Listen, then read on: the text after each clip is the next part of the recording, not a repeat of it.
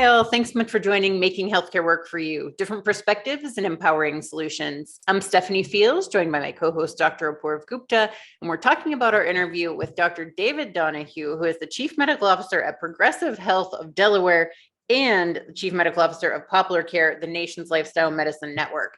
This was such a fun conversation. And we ended up talking so much just about the lifestyle changes that people can make in their life that can really impact their health.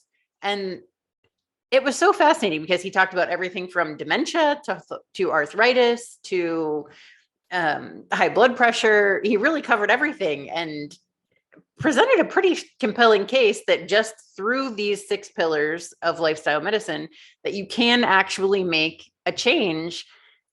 And there is a level of empowerment. I think you said that at the end of the interview, that learning that you can do those things. And I think that people on some level believe that you can, but maybe it's one of those things that it's like, oh yeah, I've seen other people do that, but I don't know if I can. And so having a doctor like David, who would be able to really share these resources with you, and he's so passionate and help you realize that not only is this possible for other people, it is possible for you and can make a tremendous difference in your life. It was really fascinating and it was a fun interview. Apoorv, what were your takeaways? So thank you, Stephanie. I found this interview fascinating as well.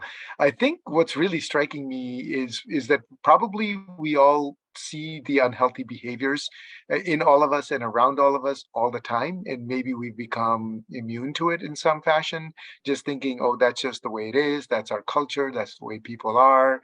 That's the price of progress or Western civilization. And unfortunately, it's not just Western civilization, by the way. It's all throughout the world now. Unfortunately, people are suffering diseases of lifestyle, which basically go back to the pillars that David was talking about. It's the nutrition, it's the exercise, it's the sleep, it's the stress management. Those are the common things, and it's fascinating to learn how often lifestyle medicine doctors can help patients make a connection back to a potential lifestyle issue that could be at the heart of their chronic medical issue, and then help them find it to be meaningful to do something about it, and then using the motivational interviewing techniques that we've often so much heard about, actually get the patients themselves to express their own interest in wanting to do something about the underlying lifestyle issues. It's very, very hard. Any of us know when we've tried to change a habit, it's not that easy. There's so many different factors involved: psychological, social, motivational factors involved.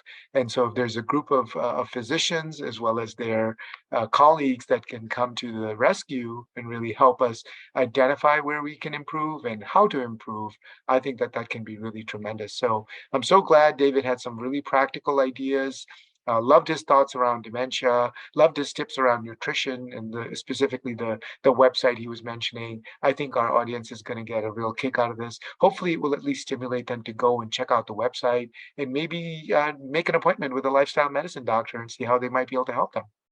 Absolutely. And one other quick note, when you were talking about Western civilization and interventions and things like that, it occurred to me how often on TV you see these prescription drug commercials, and how my trainer that you and I were talking about separately would always say, you can't out-train a bad diet. And so in this kind of case, it kind of seems like you can't out-prescribe a poor Oh, lifestyle, love it. because he did say that these drugs, while data may show that they're effective on some level, for most people, they're not nearly as effective as changing these lifestyles. So yes, can't out-prescribe a poor lifestyle.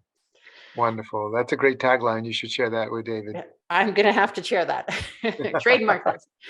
And Excellent. so thank you all for watching. If you have not watched the full interview with David, please go back and watch it, because it really is great and full of tons of tips and resources. And I'll share the links to all the things that he mentioned in that interview as well. We'll talk to you soon. Bye-bye.